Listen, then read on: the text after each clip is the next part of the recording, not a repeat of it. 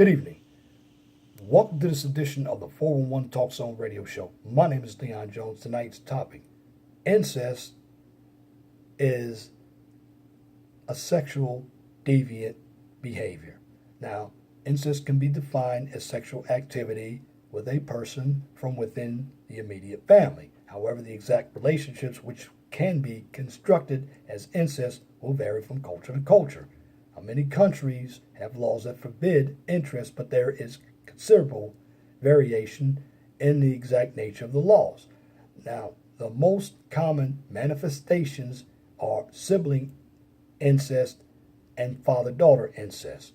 Now, when it comes to the epidemiology or the incidence, sibling sexual abuse is usually recognized as being the most common form of sexual abuse within families. It has been documented as being 5 times more common than in father-stepfather abuse. Father-daughter incest was reported by 2.5% of female participants in an anonymous computer-assisted self-interview. One study from Scandinavia looked at all child sexual abuse in one area. Girls were victims in 85% of the cases, boys in 12% of the cases, and boys as well as girls in 3% of the cases. Sexual penetration had occurred in 53.7% of the cases, and there was genital or other physical manipulation in 29.6% of the cases. In 16.7% of the cases, there was no physical contact, but there was some kind of non-contact molestation or exhibitionism. Most perpetrators, 72% of them, were well known to the child. The most severe violations regarded as the ones where there was sexual penetration were significantly more often committed by biological relatives, household members, or family friends than by strangers. Now, when it comes to the presenting features, the offender is basically reported as male in most cases, but female involvement may be underreported. Although sibling incest is thought to be the most frequently occurring form of incest, the abuse of daughters by fathers or stepfathers is more commonly reported. Abuse by stepfathers is up to 5 times higher than that by biological fathers. Now, some of the physical symptoms may include vaginal pain, rectal pain, vaginal discharge, bleeding, chronic dysuria, bedwetting, and constipation. Now, incest is usually reported and will often continue for many years. As the daughter reaches an age to where she is able to resist or flee, the activity may be repeated with a younger sister. Though the profiles of incestuous families may vary, the father perpetrator is typically an immature individual with a low self-esteem, while the wife mother is depressed, helpless, or otherwise emotionally absent. The father often uses alcohol to allay his inhibitions before molesting his daughters. Now, theories have proposed that girls allow the sexual relationships to continue to prevent family disunity.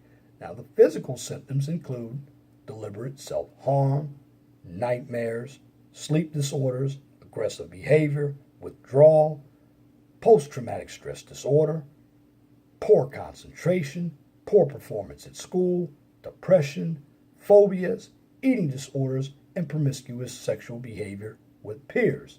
Now, when it comes to the associated factors, the increase in the divorce rates may have placed more children at risk than previously.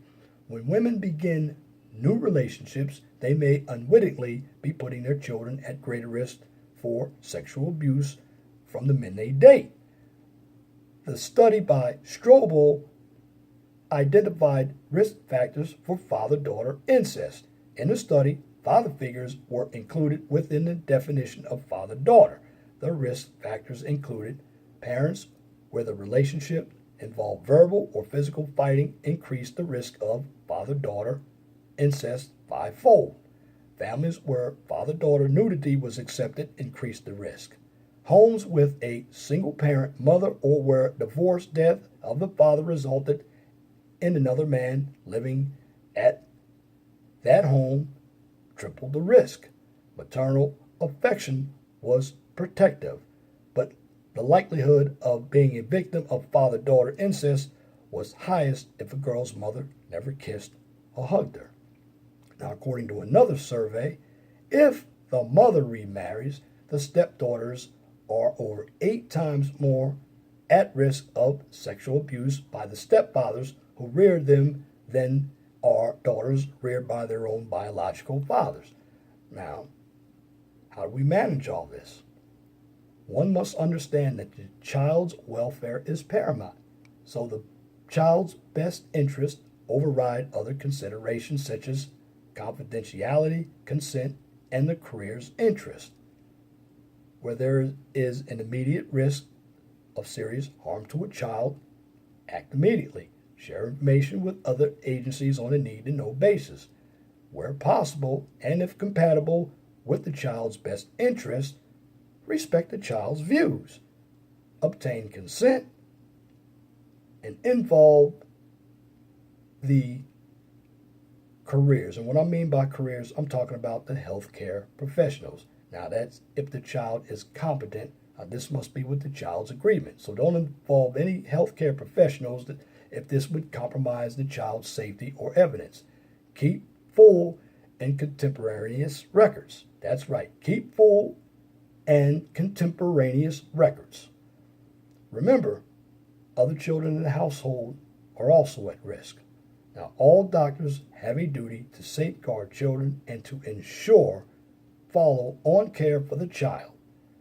The non-specialist role is not to make a definite diagnosis of child abuse, but to recognize the possibility and to enlist appropriate help.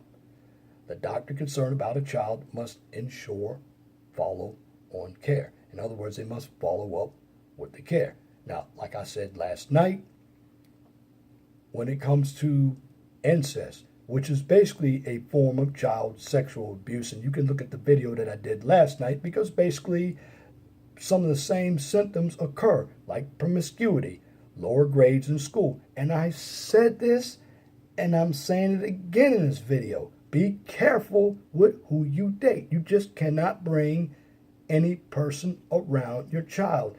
And not being biased toward the sexist, I see this more with women, with individuals they date. You don't bring any man around your home when you're just starting out. And even if it gets serious, you have to be very, very careful. Ladies, there are a lot of predators out here. And one of the things that I said last night, I'm going to repeat it tonight. Social media. Make sure you are aware of what your child is doing. There has been a few molestation acts on social media, and I'm talking about Facebook, Snapchat, Instagram. There's a lot of information that's getting out to predators. And I also want to tell this to ladies, and I'm going to tell this to the men as well, because I've seen it on dating sites. If you are looking for a partner, do not post pictures on dating sites with you and your children. You have predators out there, and believe it or not, the information that I have given you does underreport the females with incest and sexual child abuse as well, because in the news, I hear more and more female teachers who are having sex with their children, and they're also mothers having some type of sexual contact with their children, but it is underreported, but it is happening. And again, when your child is victimized by incest, they may repeat the same event that happened to them. And remember, incest is illegal. It is criminal. One must understand that. But when it comes to incest, I can tell you it goes all the way back to slavery, where black people in the state of Maryland, where Harriet Tubman was from, they were forced to have incestual sex with each other so they could produce a baby.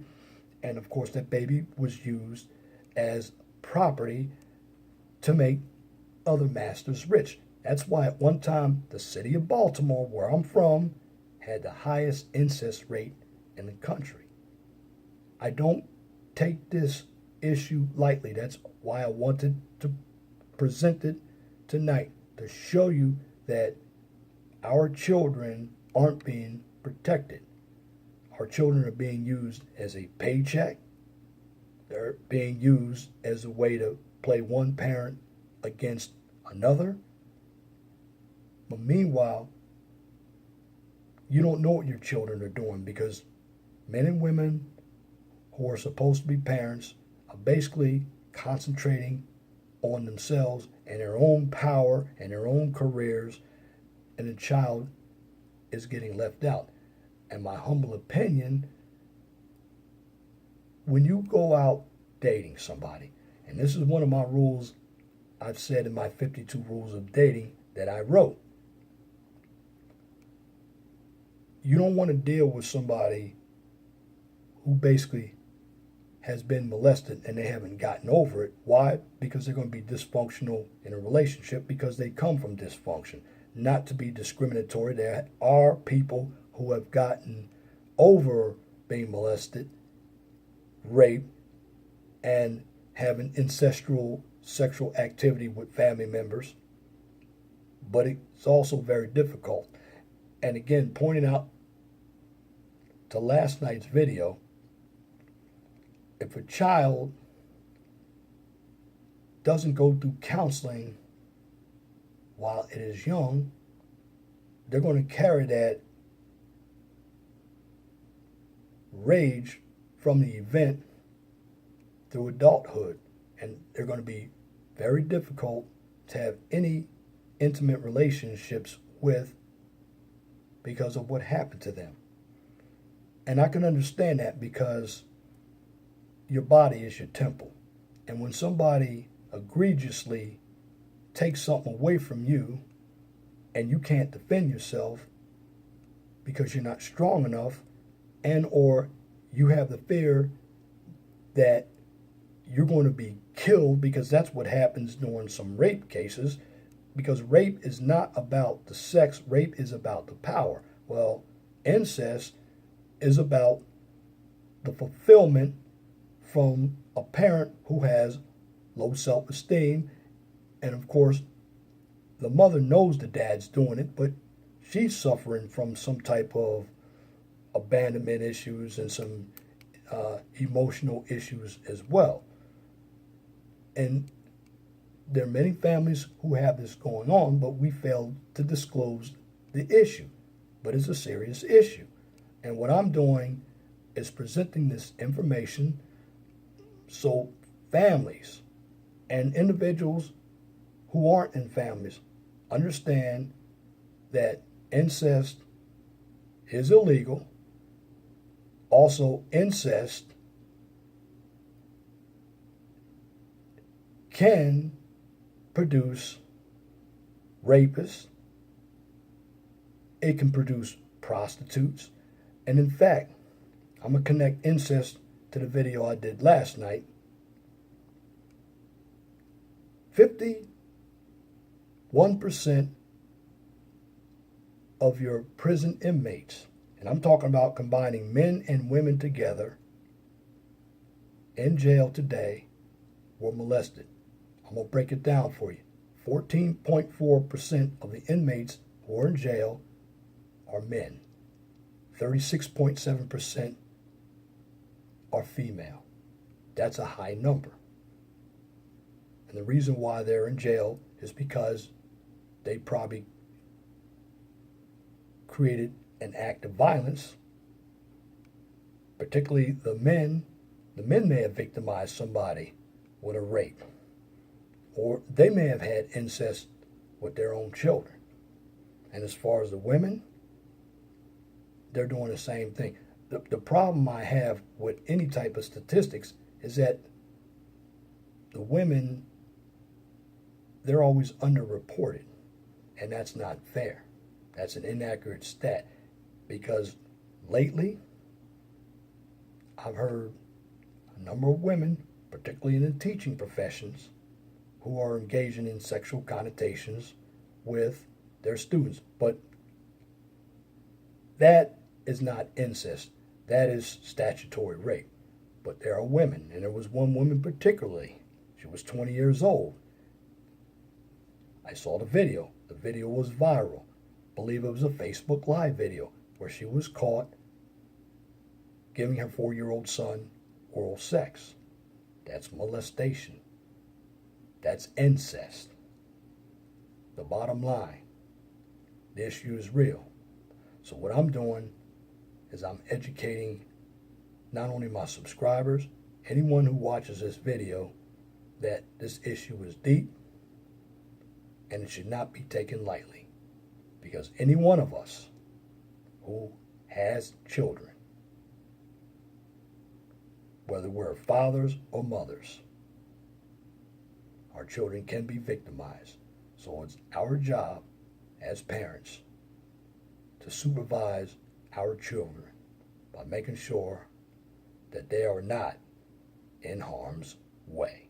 And that's my commentary for this edition of the 411 Talk Zone radio show for this evening, Tuesday, July 11th, 2017. You can tune in to the 411 Talk Zone radio show every Saturday from 6 p.m. to 8 p.m. on Blog Talk Radio. Guest call-in number is 215-383-5785. And if you like my videos, please share and subscribe to the 411 Talk Zone radio show right here on YouTube so I can continue to give you quality information for educational purposes from a professional and mature perspective. Now, on this channel, I don't engage in controversy, debates, and or emotional issues, nor do I get involved with bickering and drama. Why? Because it is counterproductive. What I do on this channel is to educate. I give you the information from that I investigated, and I also utilize my own personal experiences. But all the information you get is realistic and positive, because if you don't understand how the system works, you're going to struggle, because the real world is challenging. But if you have knowledge, remember, knowledge is power. And if you have a business, a topic, or a new YouTube channel that you would like for me to discuss on YouTube or Blog Talk Radio, please email me at lej6521@gmail.com. And if you have a comment, please leave your comments in the comment section under the video. But make sure that your comments are pithy. No bloviating, pettifogging, or filibustering if you wish to opine. Now that's it for this video. Till next time, my name is Leon Jones. Remember, please be gentle and respectful to each other, and have a wonderful and blessed evening. Good night.